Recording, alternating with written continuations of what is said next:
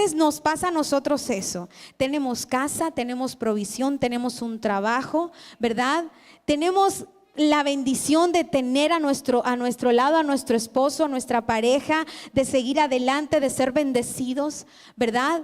Pero en vez de mirar tantas bendiciones, centramos nuestro punto en el vacío, en lo que nos hace falta.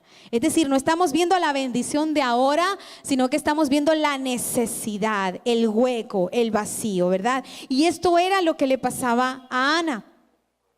Y vamos a seguir leyendo lo que dice el verso 6. Dice, y su rival la irritaba, enojándola y entristeciéndola, porque Jehová no le había concedido tener hijos. Y bueno, antes de empezar con ese verso 6, el verso 5 decía algo importante, aunque Jehová no le había concedido tener hijos. Es decir, su matriz en ese momento estaba, por decirlo de alguna manera, sellada o cerrada. Y eso impedía, ¿verdad?, que ella pudiera ser una mujer que pudiera reproducir, ¿verdad? Entonces vemos que aquí hay algo que dice el Señor, y es que el Señor aún no le había concedido. Eso todavía no estaba materializado en la vida de Ana, ¿verdad? Pero mientras esto ocurría, realmente llegaba Penina, la otra mujer del Cana, ¿verdad? Y empezaba como a hacer alarde de lo que ella sí tenía y que la otra no, ¿verdad? Entonces, esto realmente frustraba a Ana. Y eso es lo que dice el versículo 6. Dice, y su rival la irritaba, enojándola y entristeciéndola, porque Jehová no le había concedido tener hijos. Ahora, sabemos que Dios es un Dios perfecto, un Dios de tiempos, un Dios de procesos, un Dios que hace como quiere en el tiempo que Él desea, ¿verdad? Y entiendo de lo que puede decir la palabra, es que Dios en ese momento no le había concedido a Ana eso que tanto anhelaba en su ser, ¿verdad? Y que en ese momento su vida estaba pasando por una situación bastante complicada, porque ella realmente estaba escuchando voces de terceros que hacían realmente pisotear aún más esa necesidad que ella tenía. ¿Por qué? Porque eso la amargaba. Eso realmente, y la otra persona tal vez lo hacía adrede, ¿verdad? O sea, aprovechaba ese tiempo en que iban a reunirse como familia, donde aparentemente el compartir y subir a ese lugar a hacer sacrificios al Señor tenía que ser un motivo de alegría para la familia, pero en realidad para Ana era el suplicio más grande. Yo creo que ella tal vez en su momento, en algún momento que quiso decir, Señor, yo no quiero ir. Yo sé que es adorarte, pero realmente no quiero pasar otra vez por este momento, no quiero vivir otra vez eso, no quiero escuchar otra vez eso, no quiero ver ese mismo pasaje de siempre, ¿verdad? Pero dice el verso 7, así hacía cada año cuando subía a la casa de Jehová, la irritaba así, por lo cual Ana lloraba y no comía. Mire qué consecuencias tan tremendas. Ella dejó de comer, ella lloraba, realmente había amargura en su corazón. Mas sin embargo, algo que yo puedo destacar de esta mujer es que ella nunca dejó de subir a adorar a su Dios, porque para ella era más importante buscarlo primero, aunque tuviera que pasar por situaciones difíciles, aunque eso provocaría en ella situaciones incómodas que ella tal vez no quería pasar, pero ella nunca dejó de ir a ese lugar cada año a ofrecer sacrificio y adoración a su Dios. Entonces la pregunta es, ¿cuál es tu actitud cuando se te presentan esas necesidades? ¿A qué lugar vas? ¿A dónde te refugias? ¿A dónde derramas tu ser? Cuando realmente llega ese momento de tormenta a tu vida, que tú dices, yo no sé qué hacer, a dónde ir, a quién buscar. Pero algo que decía Ana y que lo hacían en familia era ir a buscar la presencia, ir a hacer sacrificios de adoración al Rey. Aún a pesar de lo que eso implicara en su vida, pasar por momentos amargos. Pero dice la palabra en el verso 8. Y Elcana su marido le dijo, ¿por qué lloras? ¿Por qué no comes? ¿Y por qué está afligido tu corazón? ¿No te soy yo mejor que 10 hijos? Aquí es donde están aquellas personas que llegan a levantarte y decirte, vamos, Dios está contigo. No mires realmente el problema, mira realmente quién puede solucionar tu problema. No te quedes llorando sobre esa situación, sobre ese vacío, sino que te levantas porque hay un Dios que ha escuchado tu clamor, ¿verdad? Entonces eso era lo que le decía el Cana. Mira las bendiciones que tienes, no las vayas a echar a saco roto. No dejes de ver lo que ya Dios ha hecho hasta el día de hoy contigo. Aun cuando tengas una necesidad, no olvides lo que Dios ha hecho desde que tú decidiste convertirte hasta el día de hoy. No eches por saco roto toda bendición que has ganado hasta el día de hoy solo porque te hace falta algo, ¿verdad? Sino que Dios en su momento te va a dar a ti la posibilidad de concederte lo que anhela tu corazón. Amén. Y dice el verso 9, y se levantó Ana después que hubo comido y bebido en Silo, mientras el sacerdote Elí estaba sentado en una silla junto a un pilar del templo de Jehová. Ella con amargura del alma oró a Jehová y lloró abundantemente. Y algo que yo puedo ver aquí es que ella, ¿en quién se refugió? Ella llegó, dice que aún con amargura de corazón, aún con amargura en su corazón llegó. Es decir, al Señor nosotros no podemos llegar con una máscara, ¿verdad? Sino que podemos llegar delante de Él porque Él conoce lo que hay en nuestro corazón. Y dice la palabra que ella lloró con amargura. ¿Por qué? Porque en su corazón había tristeza, porque en su corazón estaba desolada, porque había algo en su vida que le faltaba, ¿verdad? Pero ella entendió que primero ella tenía que suplir esa tristeza o suplir en Dios esa tristeza para poder tener un semblante distinto y poder entender que Dios podía conceder los deseos de su corazón, ¿verdad? Y dice, algo que me llama la atención de lo que dice en el verso 9. Dice, y se levantó Ana después que hubo comido y bebido en Silo, y mientras el sacerdote Elí estaba sentado en una silla junto a un pilar. Y yo me preguntaba, ¿por qué realmente hablan o dan ese detalle de que el sacerdote estaba allí en ese lugar? Y algo que yo podía entender mientras meditaba este verso 9, y es que ese sacerdote tipificaba en ese momento la presencia de Dios. Y realmente, ¿qué es lo que quiere decir esto? Que mientras Ana lloraba de amargura, mientras ella estaba en medio de su dolor, realmente allí estaba la presencia de Dios en medio de ella, ¿verdad? Dice que el sacerdote Elí, voy a leerlo nuevamente, dice, mientras el sacerdote Elí estaba sentado en una silla junto a un pilar del templo de Jehová, es decir, mientras Dios está allí escuchándote, mientras Dios está allí acercando su oído a tu clamor, mientras Dios está en ese lugar abogando por ti, es decir, Dios no es ajeno a lo que tú tienes en tu corazón, a esa necesidad que hay en ti. Por eso yo puedo entender que cuando hay dolor en nuestro corazón y nosotros nos derramamos delante de Dios, Él está allí viendo cada lágrima, viendo cada amargura de nuestro corazón, viendo cada dolor que expresamos aún con nuestro corazón y con nuestra mente, ¿verdad? Y dice el verso 10, ella con amargura de alma oró a Jehová y lloró abundantemente e hizo voto diciendo a Jehová de los ejércitos, si te dignares a mirar a la aflicción de tu sierva y te acordares de mí y no te olvidares de tu sierva, sino que dieres a tu sierva un hijo varón, yo lo dedicaré todos los días de su vida y no pasará navaja sobre su cabeza. Y mire qué hermoso lo que hace Ana con esa necesidad que tiene. Ella pudo entender finalmente que eso que ella quería suplir debía tener también un propósito en el Señor. Ahora yo te pregunto, ¿qué quieres hacer con eso que te quiere otorgar Dios? ¿Para qué lo quieres usar? ¿Cómo lo quieres utilizar? ¿Verdad? Porque Dios también escudriña nuestro corazón. Y algo que pudo entender Ana es que si Dios le daba esa petición que ella anhelaba, ¿verdad? Realmente ella le iba a dar el primer lugar a Dios y lo iba a dedicar a Él. ¿verdad? Entonces estamos orando por un trabajo, estamos orando para que Dios mejore nuestras finanzas, estamos orando por muchas cosas en nuestras vidas, ¿verdad? Pero la pregunta es, si Dios te llega a dar ese trabajo, si Dios te llega a dar esa provisión que tú anhelas, ¿a quién vas a mantener en primer lugar? ¿A quién colocarás aún en primer lugar cuando el Señor te conceda los deseos de tu corazón?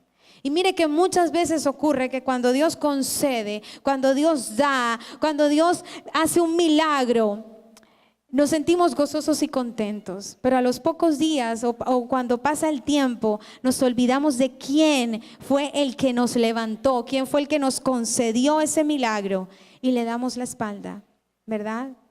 Pero lo que realmente Ana pudo entender a través de su gemido, a través de su llanto, ella le dijo, ¿sabes qué, Señor? Yo anhelo en lo más profundo de mi corazón un hijo. Y no era cualquiera, o sea, ella no dijo lo que tú me quieras dar, Señor. Ella dijo un hijo varón. Ella no dijo cualquier cosa. Ella sabía lo que quería. Sí, así como nosotros también hemos venido a presentar nuestras peticiones, tal cual, con características de lo que el Señor quiere hacer, ¿verdad? Pero ella dijo, ¿sabes qué? Este hijo varón, si tú me lo otorgas, yo te lo voy a dar a ti, ¿verdad? Y es lo que realmente el Señor quiere, que nuestra petición no sea una petición egoísta, que nuestra petición sea en procura de salvar a mi familia, de levantarme, pero no solamente de levantar a mi familia y después, Señor, tú me hiciste el milagrito, muchas gracias, y por acá vuelvo cuando sea necesario, ¿verdad? Porque esa no fue la actitud de Ana. La actitud de Ana fue, si tú me llegas a otorgar esta petición que yo quiero y que anhelo en mi corazón, mi vida, mi familia y mi hijo van a ser consagrados a ti. Y es lo que el Señor anhela. Si el Señor te abre puertas, que sea porque es para bendecirte, pero que tú también le bendigas y lo pongas en primer lugar.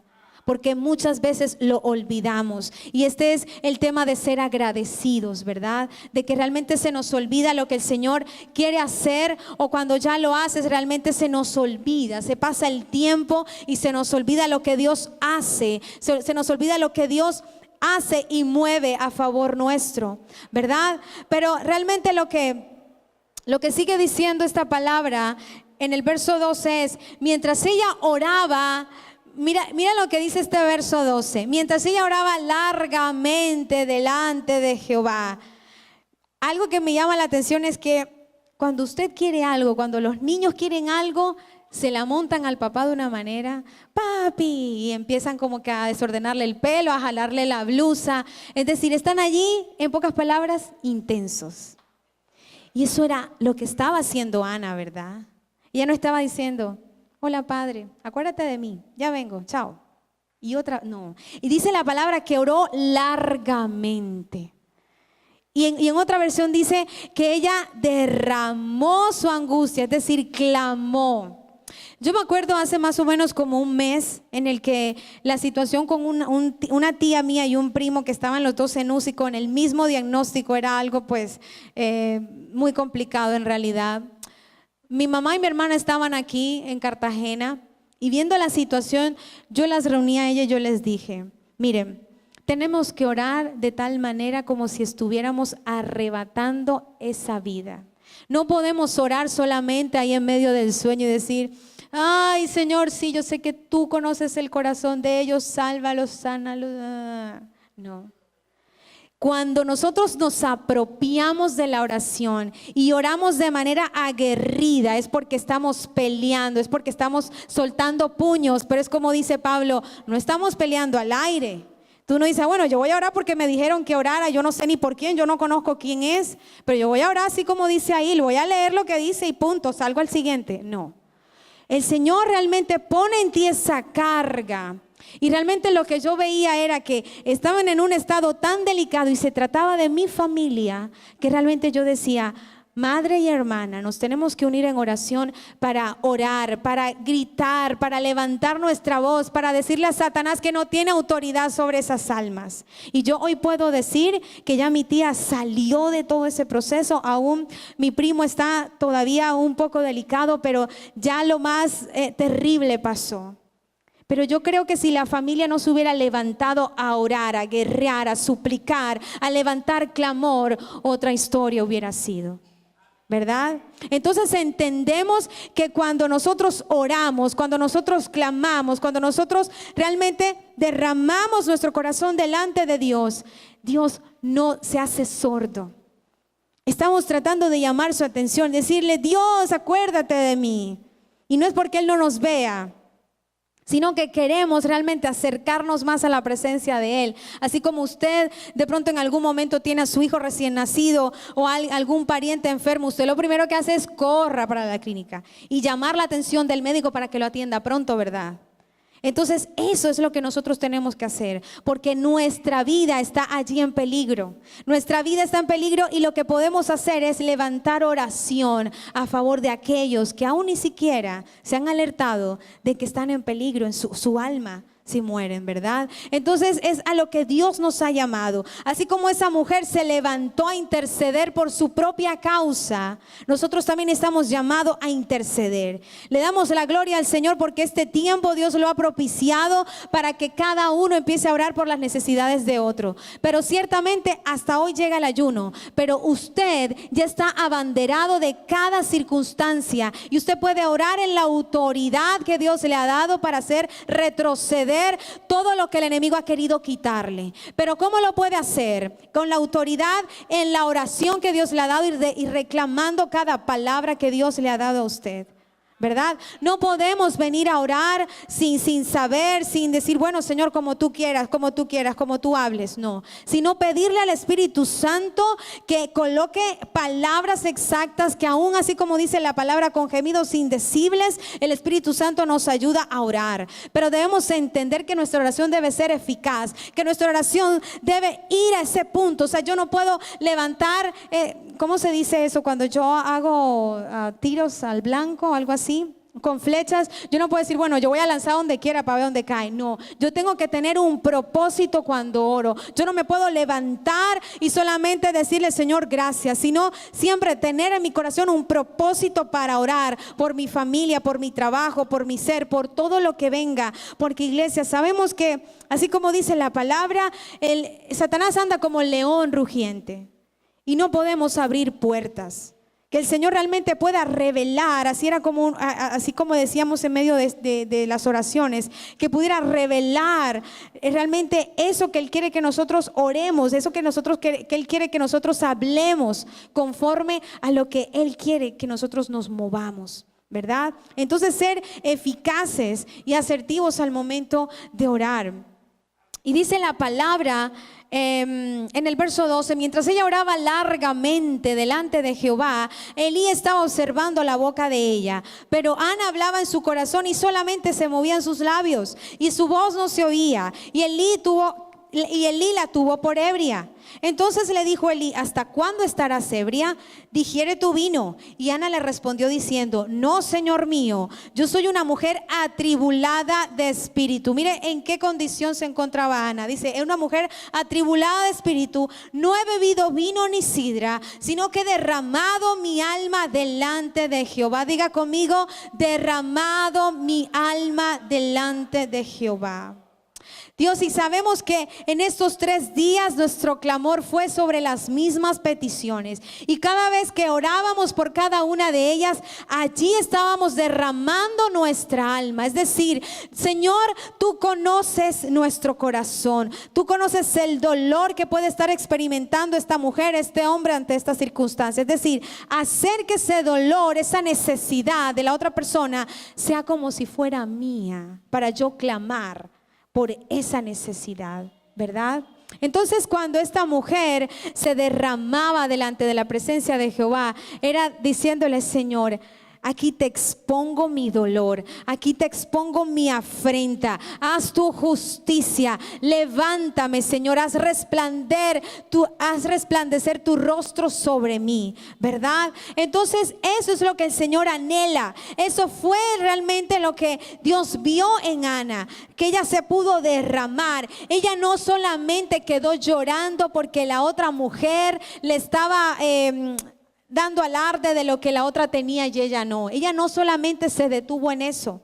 Es cierto que en algún momento podemos hacer comparaciones y por qué ella crece más que yo, por qué a ella le va mejor que yo, por qué no sé qué. Y aún podemos ver naturalmente esas cosas. Pero si yo me quedo solamente en ese mover natural, prontamente voy a perder el propósito que Dios quiere conmigo.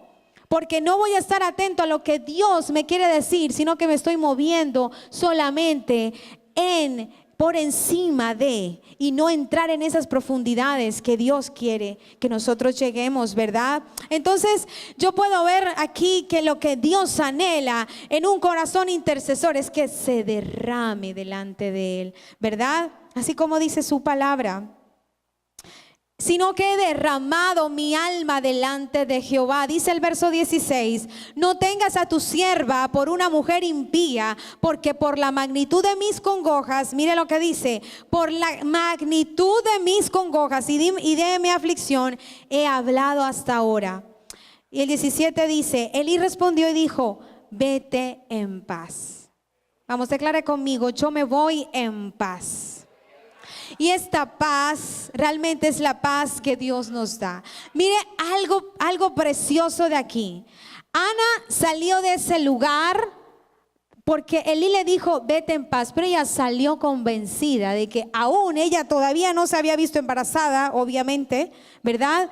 Pero ella salió de allí, dice la palabra que su semblante cambió, ¿verdad? Y que ella se fue en paz. Yo le pregunto, ¿su aflicción seguía siendo igual? ¿Seguía siendo ella teniendo esa necesidad? Sí tenía la necesidad porque aún ella no tenía hijos. Pero ¿qué hizo que ella cambiara su semblante y ella pudiera tener paz en su corazón? La confianza en Dios.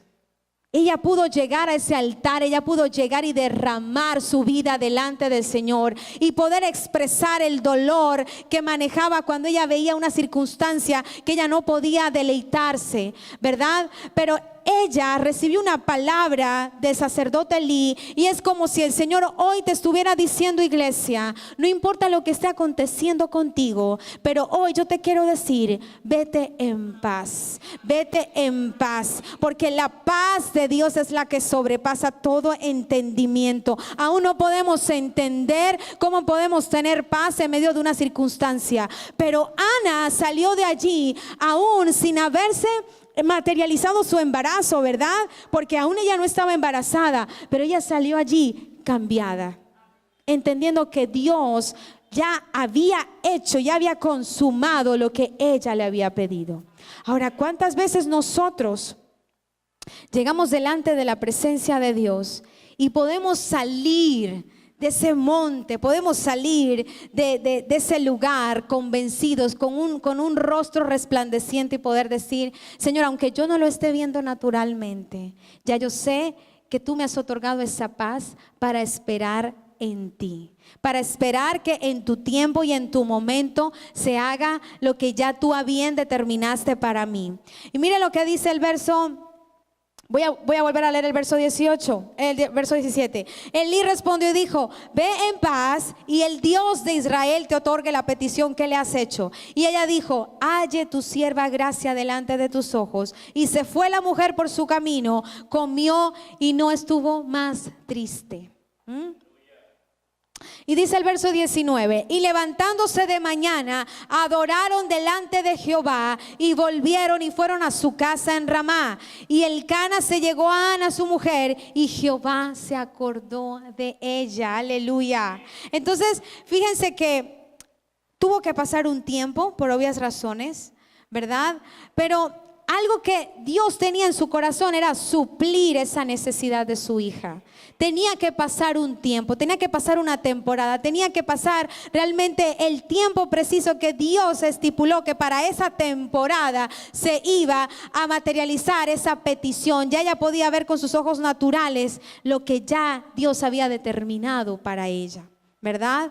Entonces, mire qué precioso es Dios, pero más que buscar, realmente la actitud de Ana fue una actitud distinta. Hoy usted puede venir con congoja, llorar, lagrimear, postrarse Y eso está bien porque el Señor realmente ve la actitud de nuestro corazón. Pero más allá de eso, la actitud de Ana fue que su semblante cambió. Pero para que su semblante cambiara, tuvo que haber cambiado algo aquí adentro. Tuvo que haber cambiado algo de adentro hacia afuera para que en su rostro se pudiera ver lo que ya el Señor había determinado para ella, porque ella lo creyó y tuvo esa confianza en Dios, ¿verdad? Y dice el 20, aconteció que al cumplirse el tiempo, diga al cumplirse el tiempo, después de haber concebido Ana, dio a luz un hijo y le puso por nombre Samuel, diciendo: por cuanto le pedí a Jehová. Entonces, realmente Ana colocó el nombre de este hijo en honor ¿a quién? A Dios, ¿verdad? No fue algo ajeno, no fue algo como que, ay, lo que pasa es que ya me enternecí tanto con mi hijo que ahora estoy pensando si realmente se lo doy o no se lo doy. Realmente lo que hizo Ana fue, aun cuando amaba a su hijo, le dijo: yo hice una promesa con el Señor. Yo hice una promesa con mi Dios y sé que si yo le cumplo, el Señor realmente va a otorgar en mí ese deseo de verlo crecer, de verlo triunfar, de verlo ser lleno de su Santo Espíritu, ¿verdad? Y mire qué precioso, porque en versículos más adelante el Señor dice que premió aún a Ana dándole más hijos. Es decir, que Samuel no fue el único hijo que tuvo Ana, ¿verdad? Sino que tuvo más hijos. Quiere decir que realmente el Señor tuvo en ella, le colocó en ella recompensa por haber creído en lo que Él ya había destinado para ella. Amén.